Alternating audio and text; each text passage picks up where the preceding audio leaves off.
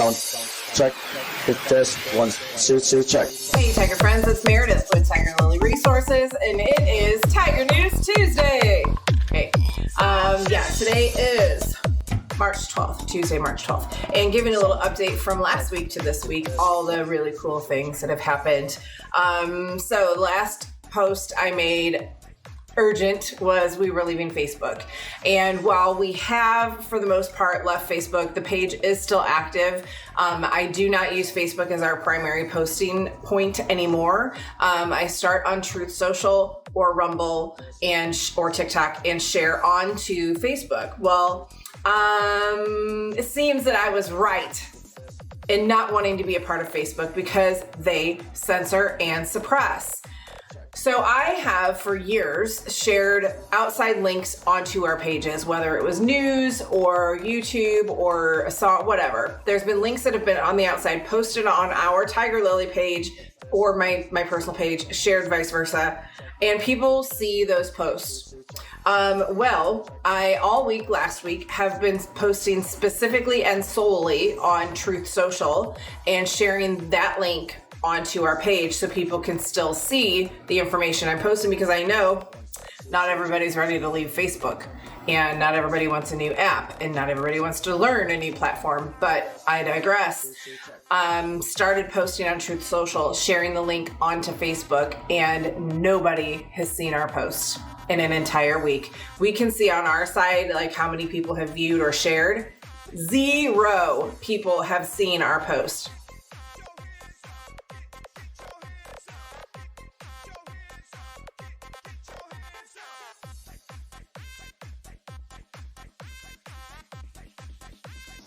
So Facebook doesn't want you to see our posts because they don't like Truth Social. Again, I have posted from TikTok, from YouTube, from Instagram, from any other website, news articles and things onto our page. People have seen them. Truth Social, they don't like. I wonder why. So I'm going to keep posting on Truth Social, going to keep sharing onto Facebook, whether you guys see it or not. So you're going to have to kind of make it a point. If you care to find out what's going on in our world, you kind of going to have to seek it out. I post daily. So yeah. Anyway, so what's good that has happened last week? A little recap. In February, I went to an amazing presentation by a gentleman, DanNash, and he is a retired Missouri State Trooper. He was in the field for about almost 30 years in the trafficking sector, also very well versed in that, has a huge heart for it. And his presentation / training was really, really good. It was more skill set for law enforcement and hospital workers, emergency departments, and things like that. I went and I was one of the only service, direct service that was there for survivors. And I didn't make it known right away. I really just wanted to absorb what he was teaching and kind of get a feel for the room. And I did let him know who I was and that I was there. And then word started getting out that I was there. So by the end of the presentation, there was a little over 100 people that was in the room between law enforcement and hospital. And, by the end of the presentation, I was pretty much being swarmed, and I did not have enough cards to give out. I ran out, and everybody was wanting to know what we did. How could they connect with us? How could they call on us? Now that they know what to look for, they wanted to be able to call on us. Well, great, but the only problem is our direct service is the House of Rahab, and it's still not open. We're getting close, but we're still not open, and that's where I'm going to call it to you guys again. Back in up until about 22, early in 22, maybe mid 22, we had a great following, a great community support. People were pouring into the work that we were doing, and it was great. Along the way, and again, thank you, Facebook, in June of 21, when we got dropped from Facebook, and that's when we started losing connection with people, and people were not seeing everything we were doing. So it's one of those out of sight, out of mind things. Definitely not a hot topic that people are racing to find out what's going on in human trafficking. It's heavy. People don't want to know. So in that time frame, we really lost connection with a lot of people, and y'all are priceless, and you actually keep this boat afloat. So praise God, we've had, people that have stuck with us, and we are maintaining, we are sustaining, but now it's time to grow. And what's cool about being at that presentation with DanNash is I spoke with him over the weekend, this last weekend. And I had a question for him. In the human trafficking sector, it's very disconnected of who do we call? What do we do? Who knows what? Very disconnected. So I asked him, being that he's been in this field for a really long time, who was his choice of go-to? And there's a lot of options, right? There's Border Patrol, Homeland Security, FBI, troopers, local PD, and sprinkles in between. And there is no one. Oh, in the human trafficking hotline, don't call them. Don't use them. They don't do anything. I digress again.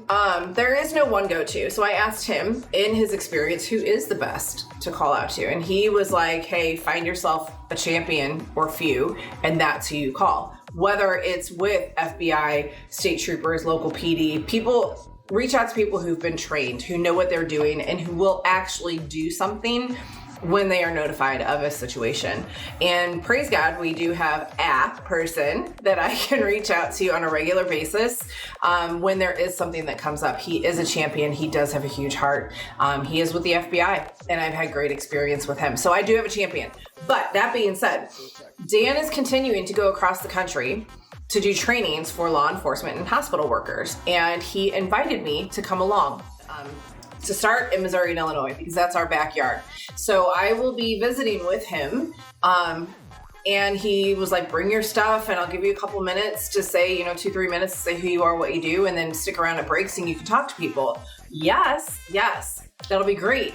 Awareness is key, and to let people know that we're here is key. But again, the problem is the house isn't open. So while we can tell them, hey, we do have this service, it's just not functioning at the moment. And again, we're the only service in this area specifically that does what we do. We do emergency placement, short-term residential housing for up to 5 adult female survivors at a time. And there's no other place like what we do. And every time a survivor has come into this home, 100% of the time it's done what it's supposed to do, and it brings peace and rest and love and sends them on their way in success to their next healing point. And that's what we're doing. So awareness is going to be growing exponentially. So I am going to be calling out to our Tiger friends and Tiger supporters. We need you guys. We need the church to come behind us and help do this. We need companies and corporations to say, hey, we want to be a part of this. And this literally has ripple effect to change communities. From the tiniest thing to the largest thing, it all weaves together, from sex trafficking to drug dealing and gun running and violent crimes. It all comes together. And so if you can help one, it ripples into the others. It's going to be amazing. So we need your help. Also, we are in the process of acquiring a office space for Tiger Lily, which is going to be really huge because it'll be our national headquarters. So with Cast the Net, it's a national expansion. I'm going anywhere and everywhere that will have me to talk about human trafficking, to talk about what it looks like in America, talk about what we do, how it looks in their community, and what the people in each respective community, what they can do to help end human trafficking in America. My hope and my goal is to be able to empower and coach and train, mentor, lead other people to do what we are doing underneath the umbrella of Tiger Lily. That's massive. We've been in operation for 10 years total, and that's amazing to have a covering like that over newbies, and we can help walk you through that. So with that, that's the office space, is the hub of that. So training is going to come out of that. Filming of our podcast is going to come out of that. Great community outreach and prevention for this specific area, reaching out to the students and young adults in this area to pour into them hope and options of entrepreneurialism and public speaking and finance ideas, and how to get outside of a box of not being successful, being vulnerable, and being vulnerability leads to all of those things of walking into the drug life, walking into sexual exploitation, being trafficked. It all comes together. So that's really exciting. We are working on an actual physical storefront location for Tiger Lily Resources headquarters for training, for community connection, and also most importantly, we are going to be doing prayer and worship out of that space. It's going to be incredible. So that's a big project that we do have actually hands on deck that our people are like really starting to get excited to come along and help make that become a beautiful reality. So just keep that lifted in your prayers. And those were two really cool things. So, and also getting connected more in the community with, like the growth associations and things like that. So just getting the word out more, and a meeting tomorrow. In the morning, I'm going to the Growth Association meeting to meet all of those peeps. That's going to be nice in the morning. And then after that, I'm going to the hospital in the area to meet with their emergency department's director. And there's a program that they have. It's called the Warm Handoff. And it's when somebody comes in that is from like a drug detox or an abusive situation or being trafficked.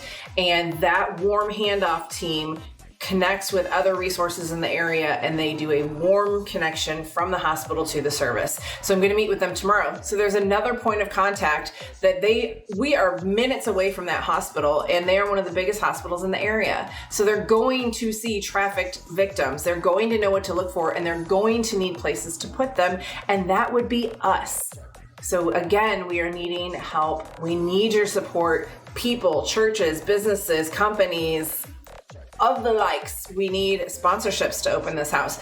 Again, the budget that this house can fully operate on is $200,000 a year. That is a far cry less than most programs that are the longer term that have very intense trauma-informed counseling. We don't dive into that because they're not with us long enough, and we don't want to open up a can of worms of digging into what happened, how'd you feel, let's process that. Okay, bye, we're going to send you on to the next long-term program. While they're with us, it's really just a resting space. It's a place to come in, sleep until they can't sleep anymore, eat until they get their fill with amazing, delicious home-cooked meals, and we love on them until they come back to life.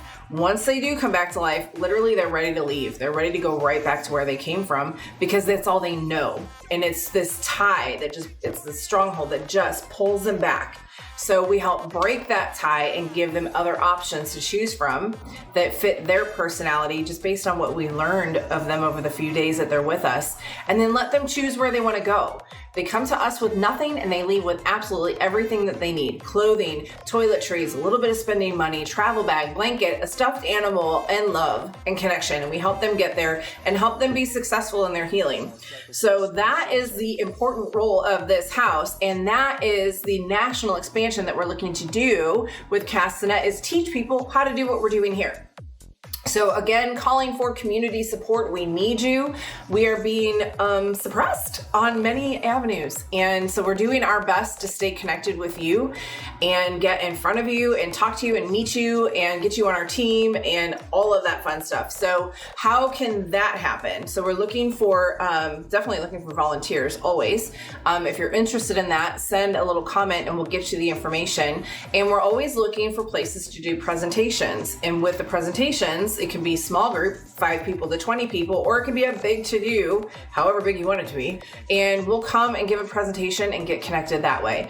But we have big work ahead of us, and it's a really exciting year. Amazing things are going to happen. Amazing things need to happen because there's such a need for it. And the more our word gets out of who we are and what we do, the more urgency there is behind getting this house open. So I have full belief, full faith that this will be opened much sooner than later, because I know our Tiger supporters are good people. You have big hearts and you love to give and you love to be a part of something that's bigger than yourself. Well, that's this.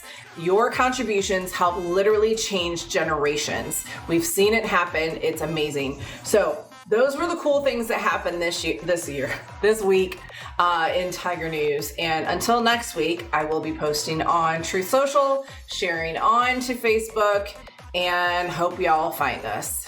Until then, until next time, this is Meredith with Tiger Lily Resources, and I am signing off.